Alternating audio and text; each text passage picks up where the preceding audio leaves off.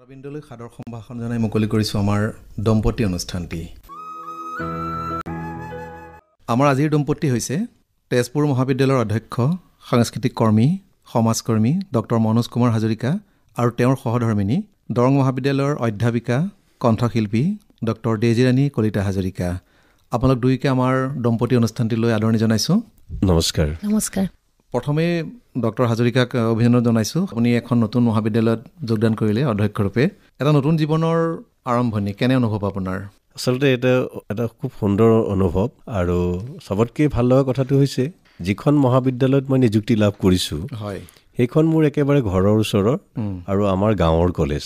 আপুনি চাগৈ জানিব তেজপুৰ মহাবিদ্যালয়খন অৱস্থিত বৃহত্তৰ কলিবাৰী অঞ্চলত, আৰু মই যিহেতু কলিবাৰীতে জন্মগ্ৰহণ কৰিছোঁ সেইকাৰণে সেই কলেজখনত যদিও মই পঢ়া নাই, মই দৰং মহাবিদ্যালয়ত পঢ়িছিলোঁ, কিন্তু সেইখনৰ লগত মোৰ এটা আৱেগ এটা জড়িত হৈ আছিল, আৰু সেইখনত মই অধ্যক্ষ হিচাপে নিযুক্তি পোৱাৰ কাৰণে মোৰে সৌভাগ্য বুলি মই ভাবিছোঁ, আৰু যিমান পাৰিছোঁ মহাবিদ্যালয়খনলৈ সেৱা আগবঢ়াম বুলি মই নিজে বদ্ধপৰিকল্পিত। কিন্তু এনেকুৱা সপোন আছিল নেকি বাৰু অধ্যক্ষ হোৱাৰ, নে আকস্মিকভাৱে এই সুযোগটো আহিলে? আচলতে মোৰ সপোন নাছিলে, এইটো আকস্মিকভাৱেই হৈছে, কাৰণ ইণ্টাৰভিউৰ এমাহ আগতেহে মোৰ মানে যিটো এছ'চিয়েটৰ যিটো মানে অৰ্ডাৰটো, তাৰ আগলৈকে মই যিহেতু এছ'চিয়েটৰ মোৰ অৰ্ডাৰটো অহা নাছিলে, সেইকাৰণে মই মানে কোনোবা কলেজত প্ৰিন্সিপাল হিচাপে, অধ্যক্ষ হিচাপে মই আবেদন কৰিম বুলি ভবা নাছিলোঁ, আৰু ইমান ধুনীয়াকৈ মিলি গৈছে।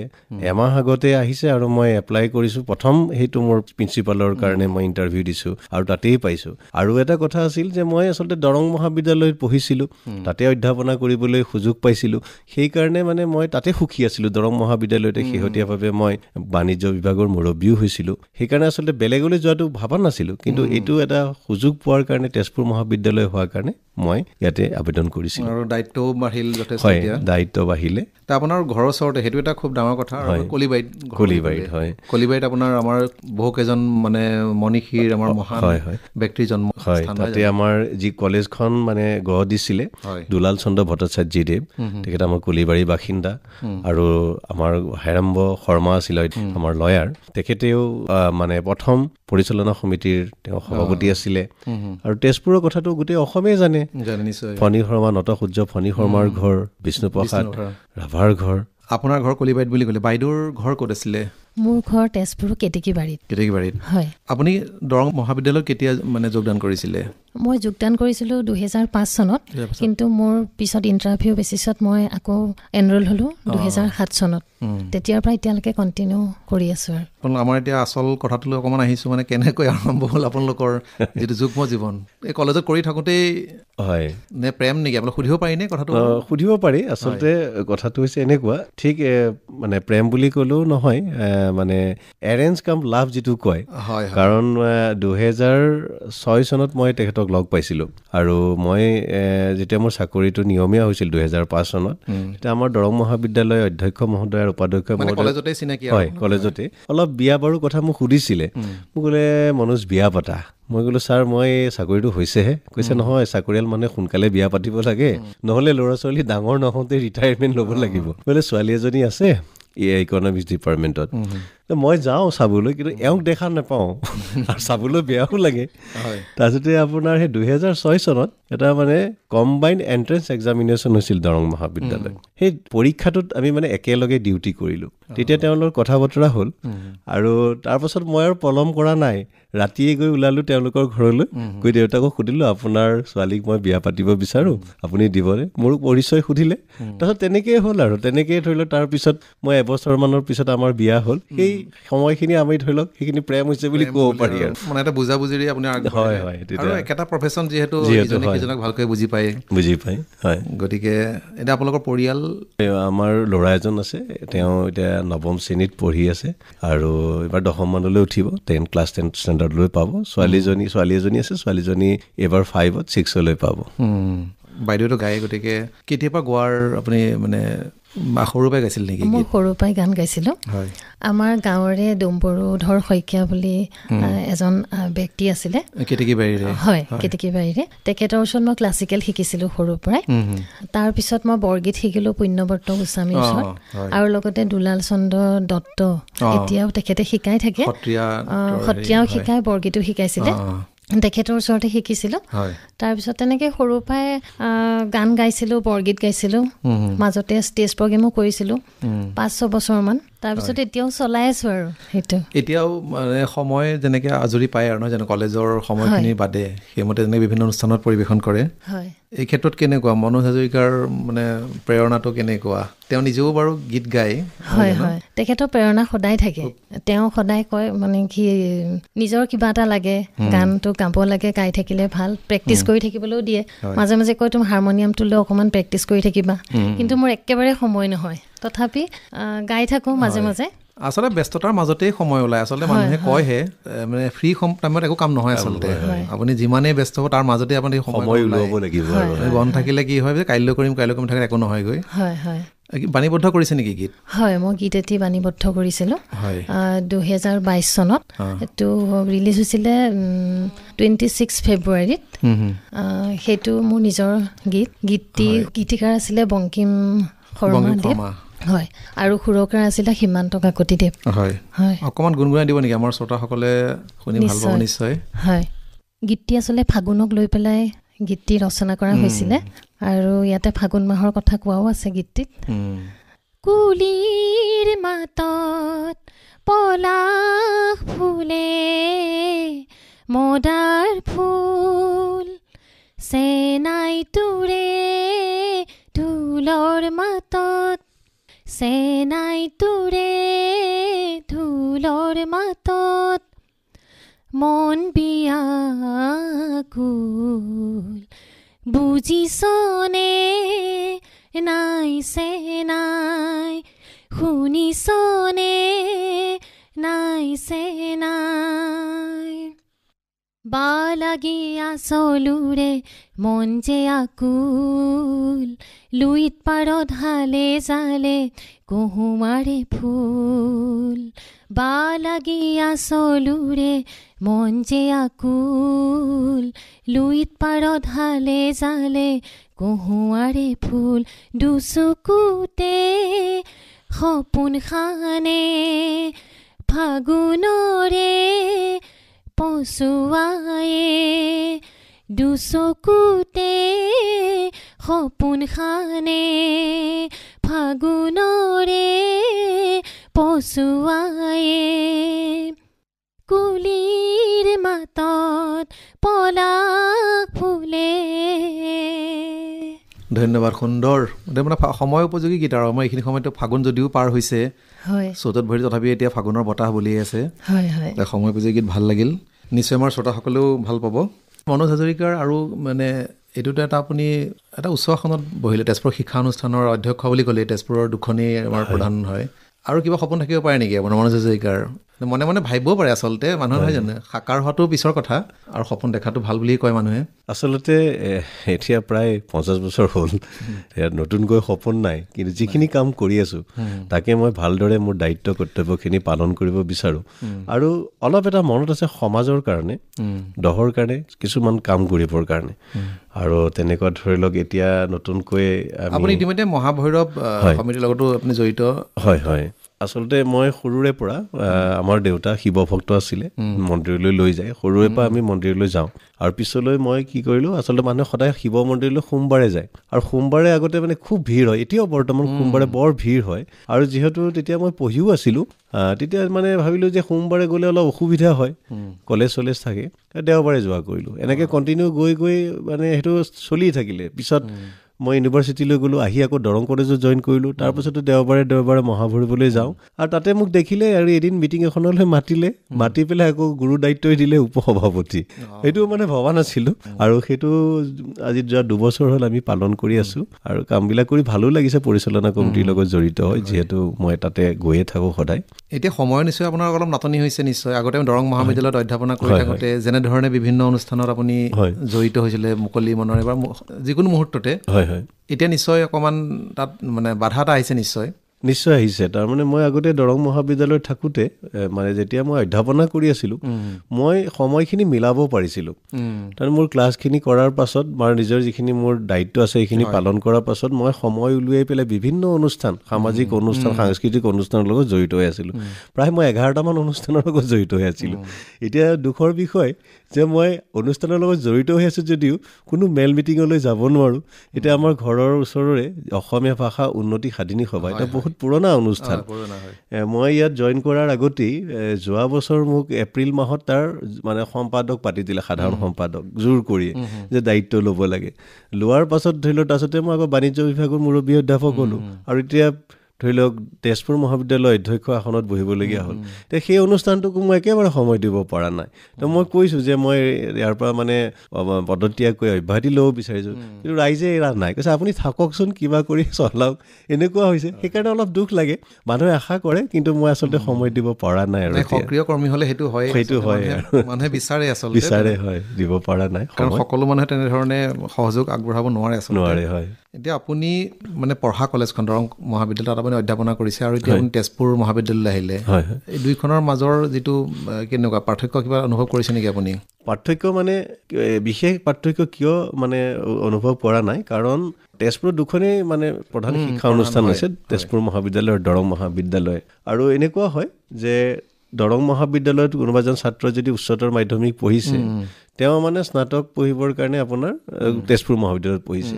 কিন্তু ষ্টুডেণ্টখিনিও প্ৰায় মোৰ চিনাকি, তেনেকৈ টিচাৰসকলো মোৰ চিনাকি। কাৰণ ইলেকশ্যন ডিউটিয়ে হওক, বেলেগ বেলেগ অন্যান্য অনুষ্ঠানত মই মানে তেজপুৰ মহাবিদ্যালয়ৰ শিক্ষক শিক্ষয়িত্ৰীসকলক আগৰ পৰাই মই লগ পাই আছিলোঁ। সেইকাৰণে মানে মই বিশেষ এটা তেনেকুৱা ধৰি লওক পাৰ্থক্য দেখা নাই, প্ৰায় একেই যেন অনুভৱ হৈছে। খালি মানে মোৰ ঘৰখনে সলনি হৈছে।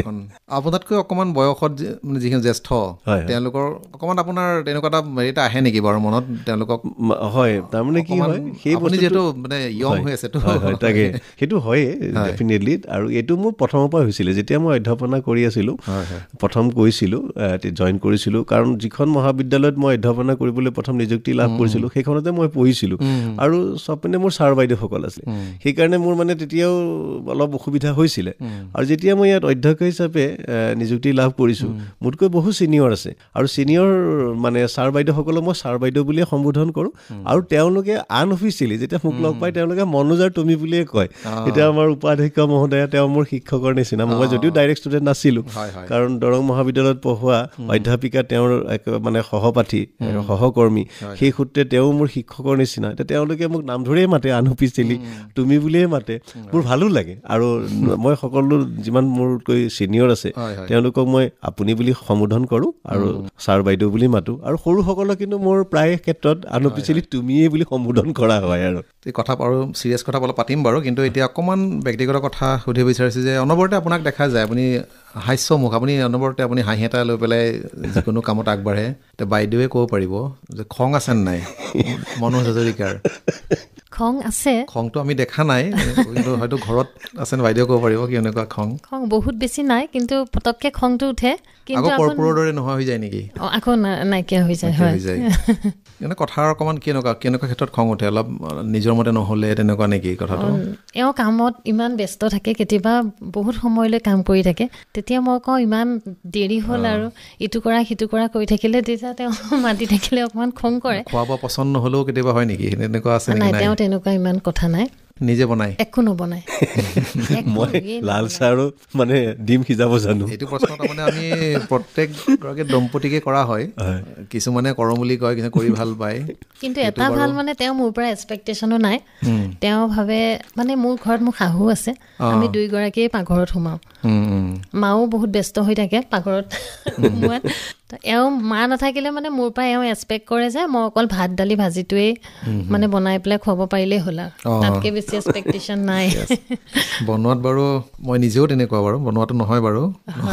মই মানে বাচন ধুই ভাল পাওঁ, বনাই বেয়া পাওঁ। বাচন কিন্তু ধুই দিয়ে। মই কওঁ বোলো বাচন মই ধুই দিম, বনোৱাটো তোমালোকে কৰা। আৰু বনোৱাটো তেনেকুৱা হয়। আৰু হবি কেনেকুৱা আপোনাৰ? কিহত হবি আছে মনোজ হাজৰিকাৰ? এনেই আচলতে হবিটো মানে কি হৈছে, প্ৰায় মানে অলপ সলনি হৈছে এটা সময় যেতিয়া মই পঢ়ি আছিলোঁ তেতিয়া মই ভাবিছিলোঁ যে মই ভাল ফুটবলাৰ হ'ম ফুটবল খেলিছিলোঁ ফুটবল খেলটো হবি আছিলে তাৰ লগে লগে গম নোপোৱাকৈ মই সাংস্কৃতিক মানে ক্ষেত্ৰখনৰ লগত জড়িত হ'লোঁ ঢোল বজাইছিলোঁ বিহুৰ গ্ৰুপৰ লগত আৰু মানে আমাৰ সেই কলিবাৰী অঞ্চলৰ প্ৰায় মই ঢুলীয়া হিচাপেই আছিলোঁ এতিয়াও বিহু মাৰোঁ গাঁৱৰ যিটো হুঁচৰি হয় তাত ঢোল বজাই বিহু মাৰোঁ লাহে লাহে যেতিয়া পৰিস্থিতিৰ লগত পৰি পেলাই চবতেতো আৰু ঢোল বজাই বিহু গাব নোৱাৰি লাহে লাহে মানুহে ধৰি লওক কয় যিহেতু তেজপুৰ বুলি ক'লে কলিবাৰী বুলি ক'লে সাংস্কৃতিক দিশত কিবা এটা থাকিবই লাগিব বিষ্ণুৰাভা ফণী শৰ্মাৰ জেগাৰ পৰা আহিছে তুমি যে একো কৰিব নোৱাৰা সংলাপ এটা ক'ব নোৱাৰা মানে নাটকত কেনেকৈ হ'ব তো তেনেকুৱা পৰিস্থিতিত পৰি মানে মই ভাবিলোঁ গান শুনি খুব ভাল পাইছিলোঁ আগতে লাহে লাহে মই গান গোৱাটো অভ্যাস কৰিলোঁ পাৰোঁ নোৱাৰোঁ গান গাবলৈ অভ্যাস কৰিলোঁ দৰং মহাবিদ্যালয়ত থাকিলে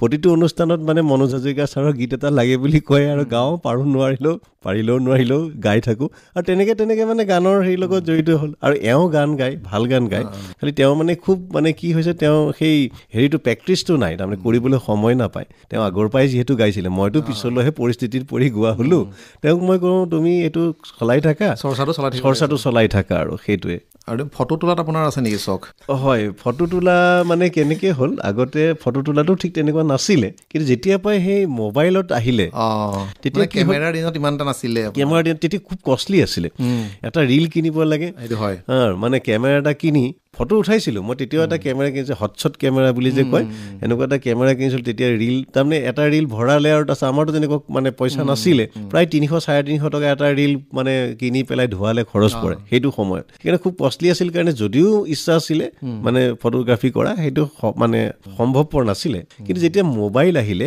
আৰু ফেচবুক আহিলে ফেচবুকটো আচলতে মই এইটো এটা মানে মাছ মিডিয়া হিচাপে লৈছিলোঁ এইটো 2011 চনৰ মানৰ পৰা 2010 চনতে মোৰ একাউণ্টটো খুলিছোঁ ফেচবুক তেতিয়া বহুতে নাজানিছিলে ফেচবুকটো কি আৰু বহুতে মোক তুচ্ছ তাচ্ছিল্যও কৰিছিলে যে কলেজত অধ্যাপনা কৰা আৰু ফেচবুকৰ একাউণ্ট আছে আচলতে মই তেতিয়া তাত কিছুমান ইনফৰমেশ্যন দিবলৈ মানে ফেচবুকটো ব্যৱহাৰ কৰিছিলোঁ আৰু তেতিয়া মই দৰং মহাবিদ্যালয় পেজ বুলি খুলিছিলোঁ এটা বৰ্তমানো সেইটো খুব ভাল পেজটো চলি আছে মই তাৰ পৰা অহাৰ পিছতো মহাবিদ্যালয়টো আপুনি জইন কৰা দিনাখনে তেজপুৰ মহাবিদ্যালয় অফিচিয়েল তাৰ আগতে পেজ নাছিলে মই অফিচিয়েলি এটা তেজপুৰ মহাবিদ্যালয় পেজ এতিয়া তাৰ সেই 6 ডিচেম্বৰৰ পৰা সেই পেজটো খুলিলে পুৰা আপডেটছবিলাক পাই থাকিব দৰং তেজপুৰ মহাবিদ্যালয় মানে এটা প্ৰয়োজনীয় কথাই হৈছে আমাৰ এতিয়া অল ইণ্ডিয়া ৰেডিঅ' তেজপুৰৰ তেনেকৈ পেজ আছে তাৰমানে চবৰে নিজা সেইমতে আৰু বাকী একেলগে চিনেমা থিয়েটাৰ নিশ্চয় চোৱা হয় মাজে মাজে সময়টো আপোনালোকৰ আগতে যেতিয়া দৰং মহাবিদ্যালয় কৰিছিলে তেতিয়া নিশ্চয় মিলাবলৈ সুবিধা আছিলে এতিয়া অকণমান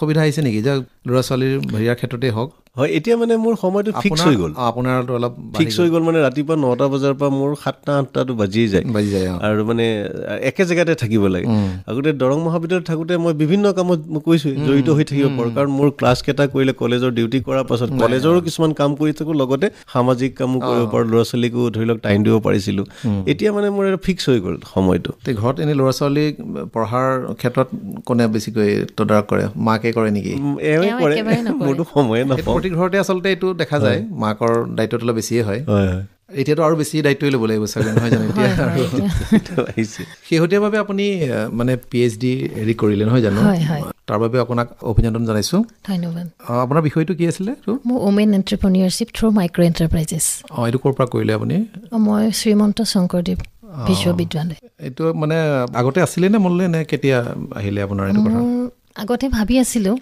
মই MPhilও কৰিলোঁ MPhil কৰাৰ 2007ত মই MPhil কৰিছিলোঁ তাৰপিছতে ভাবিছিলোঁ PhDটো কৰি লওঁ বুলি কিন্তু বিভিন্ন কামৰ কাৰণে নহ'লগৈ তথাপিও এতিয়া হৈছে চাওক সেই কথাটোৱে মানে কৈছে ব্যস্ততাৰ মাজত আমি কৰিলেগৈ এইটো গতিকে তেনেকৈ হৈ যায় আচলতে আৰু আমি যিটো দেখিছোঁ বিভিন্ন অনুষ্ঠানত আপোনালোকক দেখোঁ আপোনালোকে ইজনে সিজনৰ মানে প্ৰতি দায়বদ্ধ আচলতে আপুনি ইজনে সিজনক বিভিন্ন ক্ষেত্ৰত সহায় কৰে তেনেও লাগে অনুভৱ হয় হয়তো প্ৰেৰণা এইখিনি আছেই তাৰমানে ঘটনাটো এনেকুৱা হয় এই আমাৰ যিটো কয় ধৰি লওক তোৰ অলপ কথাটো বেলেগ ধৰণৰ হাজবেণ্ড ৱাইফৰ ক্ষেত্ৰত আহে যে দম্পতি অনুষ্ঠান কাৰণে মই কথাটো ক'ব বিচাৰিছোঁ হৰগৌৰী বসতি বুলি আমাৰ এটা কথা কয় আশীৰ্বাদো দিয়ে আচলতে হৰগৌৰী বসতি হ'বলৈ কাৰণে যেনেকৈ আমি ধৰি লওক আমাৰ সমাজে বিচাৰে ধৰি লওক পতিব্ৰতা নাৰী হ'ব লাগে মই ভাবোঁ পত্নী বৰ্তা পুৰুষো হ'ব লাগে, তেতিয়াহে মানে বস্তুটো সেই বেলেঞ্চটো হৈ থাকিব, ইজনে সিজনৰ মানে পৰিপূৰক হ'ব লাগিব। লাও সদায় চাঙৰ তল বুলি ভাবিব নালাগে আৰু হয়, সমানে সকলো ক্ষেত্ৰত কেতিয়াবা আগবাঢ়ি যাবলগীয়া হ'ব পাৰে, কেতিয়াবা পিছুৱাই আহিবলগীয়া হয়। এতিয়া তেখেতৰ PhD কৰাৰ সময়ত তেখেতক অলপ আগবঢ়াই দিবলগীয়া হৈছিল।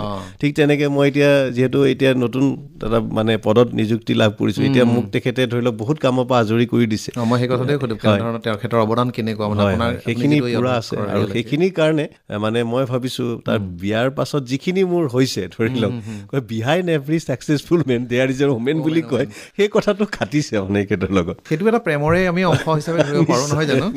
আৰু মই সেই প্ৰশ্নটো আনিলোঁহেঁতেন মানে যে ইজনে সিজনক বুজি পোৱাত কিমান সফল হৈছে, আচলতে ইতিমধ্যে আপুনি প্ৰকাশ কৰিলেই, গতিকে মানে বুজি পাইছে। আৰু সেইধৰণে আপোনালোক আগবাঢ়ি যাওক, আমাৰো সদায় শুভকামনা থাকিব।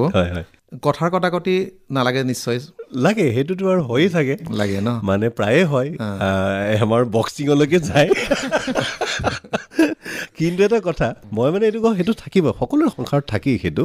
আৰু এটা কথা আচলতে আমি সকলোৱে জনা উচিত, এটা মানে সম্বন্ধ বা সম্পৰ্ক ভাঙি দিয়াটো অতি সহজ, তাক গঢ়াটোহে বৰ টান।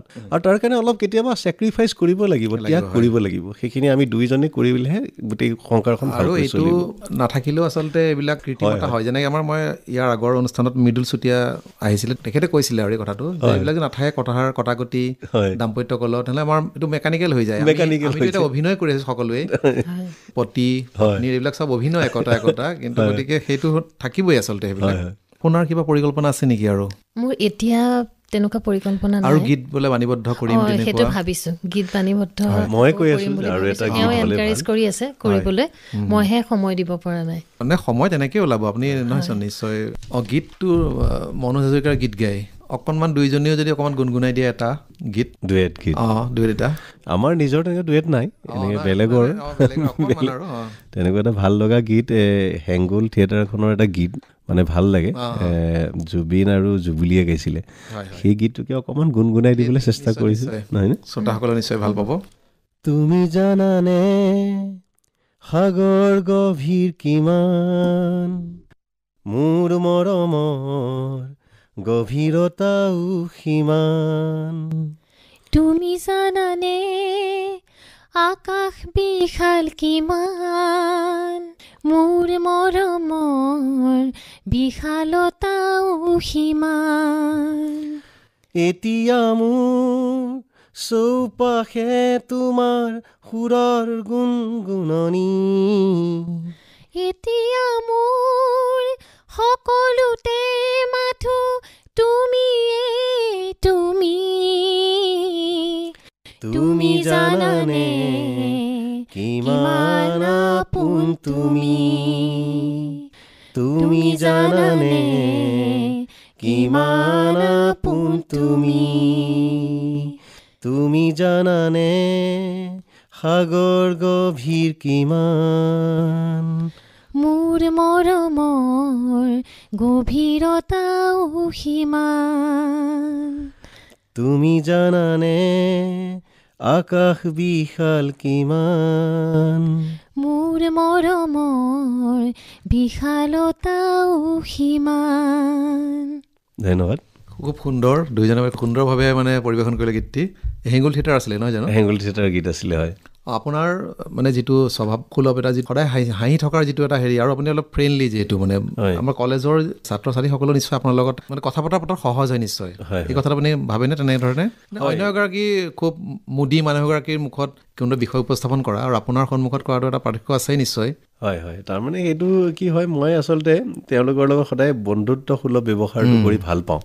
আৰু যিহেতু মই তেওঁলোকৰ লগত শ্ৰেণীকোঠাতকৈ মানে শ্ৰেণীকোঠাৰ বাহিৰত বেছিকৈ মই ছাত্ৰ ছাত্ৰীসকলৰ লগত জড়িত হৈ থাকোঁ, সেইবাবে তাৰমানে বন্ধুত্বসুলভ এটা ব্যৱহাৰ তেওঁলোকে বিচাৰে আৰু ময়ো কৰি ভাল পাওঁ। আৰু মই কেতিয়াবাতো পাহৰিয়ে যাওঁ যে বয়সৰ কথাটো পাহৰি যাওঁ, তেওঁলোকৰ লগত মানে মিলি যাওঁ কথাবিলাকত, আৰু সেইটোৱে কেতিয়াবা কিন্তু মোক অসুবিধাটো পেলায়, নেপেলোৱা নহয়, কেতিয়াবা অসুবিধাটো পৰোঁ মই বাৰু। এতিয়া অকণমান চিৰিয়াছ কথা এটা সুধিব বিচাৰিছোঁ। আপুনি পঢ়াৰ সময়খিনি বা মই পঢ়া সময়খিনি আপুনি পঢ়া সময়খিনি আৰু এতিয়াৰ সময়খিনিৰ কিবা পাৰ্থক্য অনুভৱ কৰিছেনে শিক্ষাৰ ক্ষেত্ৰত বা ছাত্ৰ ছাত্ৰীৰ আচাৰ ব্যৱহাৰৰ ক্ষেত্ৰত? হয়, আচলতে এই কথাটো বহুতে কৈ থাকে যে এতিয়া যুৱ সমাজখন মানে বহুত উচ্ছৃংখল হৈছে, মানে ডিটৰেট হৈছে। সকলো নহয়, কিন্তু মানে কথাবিলাক ওলাই থাকে।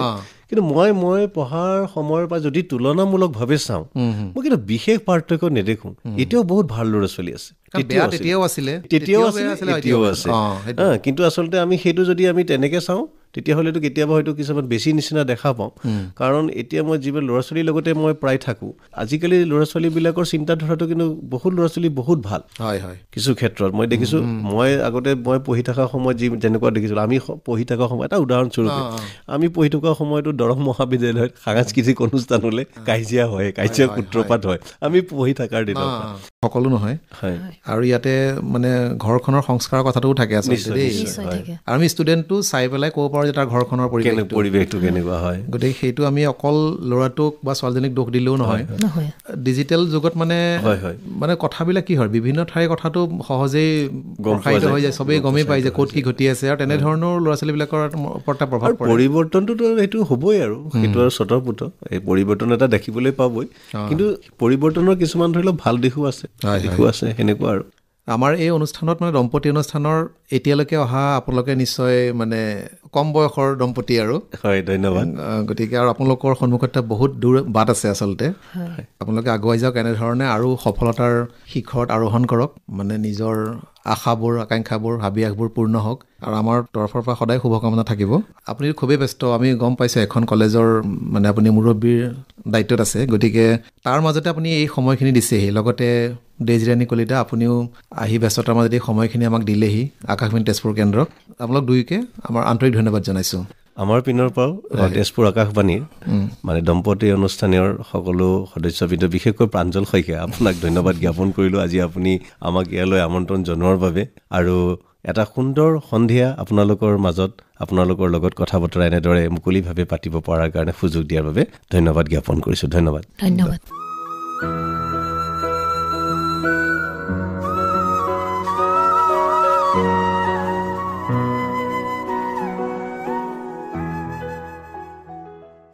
ইমানপুৰে শ্ৰোতাসকলে দম্পতী অনুষ্ঠানটিত তেজপুৰ মহাবিদ্যালয়ৰ অধ্যক্ষ, সাংস্কৃতিক কৰ্মী, সমাজকৰ্মী ডক্টৰ মনোজ কুমাৰ হাজৰিকা আৰু তেখেতৰ সহধৰ্মিনী দৰং মহাবিদ্যালয়ৰ অধ্যাপিকা, কণ্ঠশিল্পী ডক্টৰ ডেজিৰাণী কলিতা হাজৰিকাৰ সৈতে হোৱা অন্তৰংগ আলাপটি শুনিলে।